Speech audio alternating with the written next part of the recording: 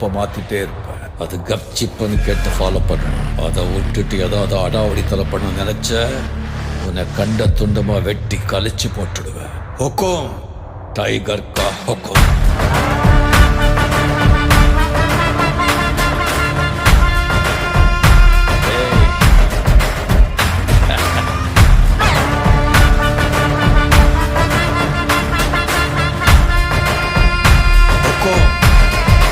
tiger